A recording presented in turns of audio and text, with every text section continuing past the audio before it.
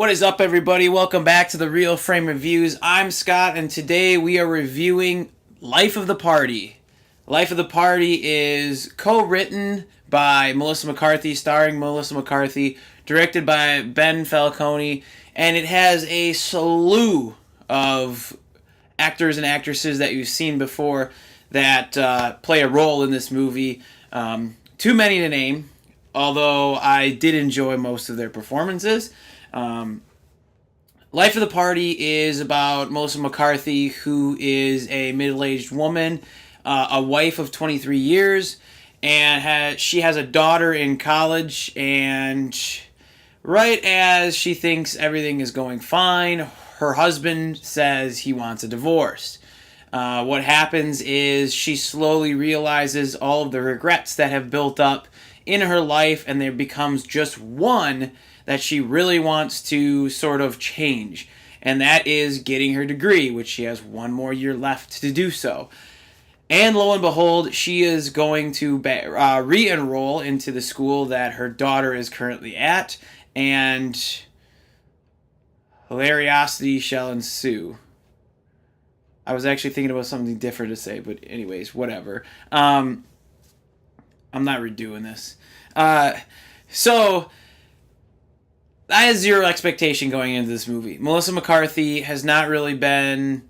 I have not really been a fan of Melissa McCarthy through her filmography. I thought she was great in Bridesmaids, and I'm slowly starting to warm up to her like I do Dave Bautista, who is a wrestler, who is in some movies.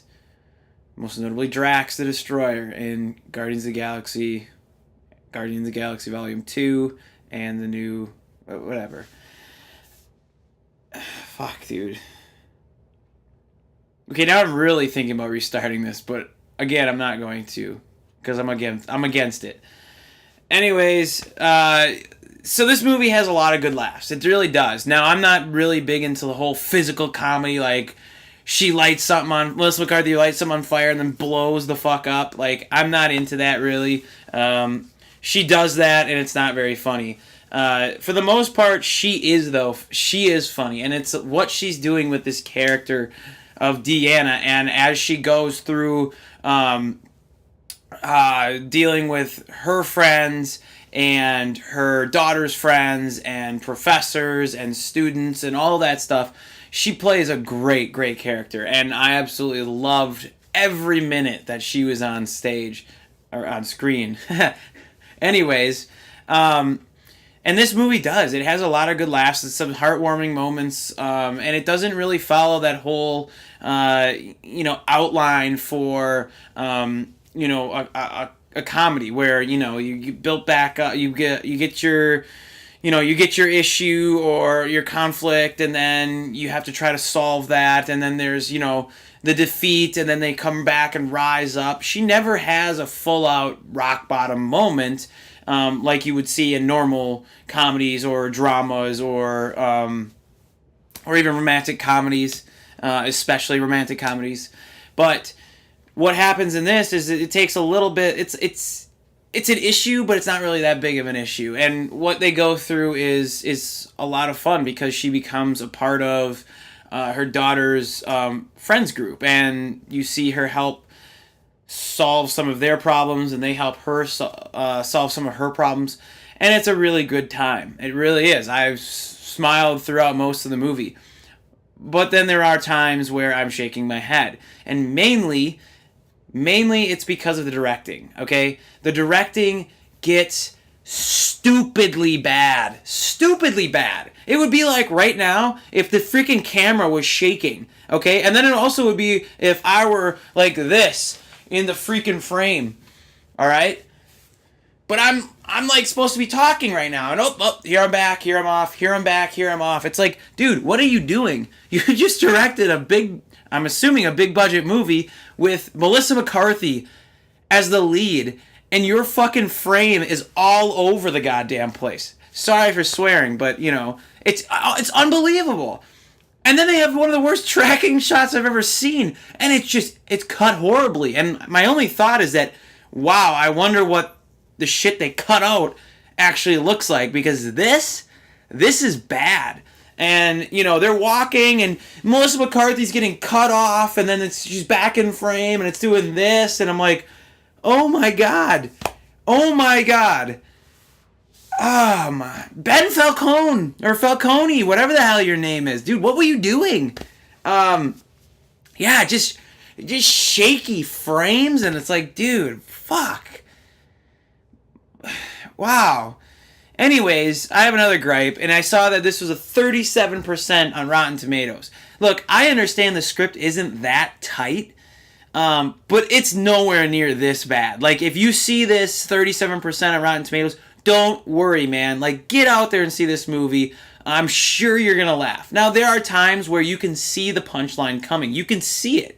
And it sets up, and then it hits, and the payoff isn't that good because, oh, I knew that was coming. But there are also times, like one specific moment, that there's a huge freaking twist that nobody saw coming, and it's absolutely brilliant. So you get like this like whoop whoop whoop going on, and it's like, well, which is it? Am I gonna like this movie or am I gonna dislike this movie? Which one do I want? And at the end, I just kind of thought to myself, you know, I really enjoyed myself through this. Like I said, there are some really shitty parts, and sometimes actually there's more on. Okay, no, not more often than not, but there are a lot of jokes that don't land here for me. A lot of the characters are just meant to like yell and scream at the top of their lungs, and that's supposed to get a response. And I went to 11 o'clock showing today, and the theater was at least half full, and people responded. They did respond to, you know, a couple of the actors and actresses that just decide to scream and yell. And, you know, that stuff gets on my nerves, but that's just not my taste. That's not my taste in comedy, is just to shout or, you know, get blown up by fire or something like that.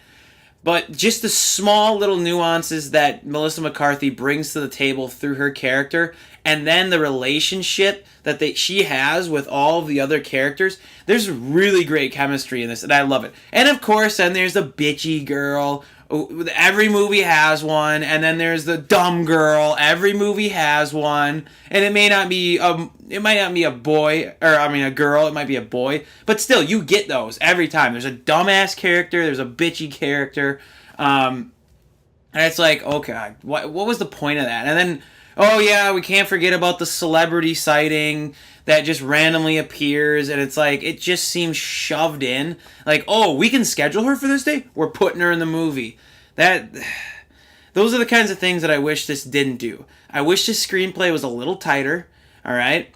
I wish they would have thought a little bit harder about some of the jokes, and then, you know, I think you would have had a pretty decent, a lot better movie. And it sounds like I shit on this a lot, but I'm telling you, I enjoyed this movie. I went in there, I laughed, I did shake my head at times. I turned away. I rolled my eyes. Because there are some points in there. It's like, why? Why are you doing this?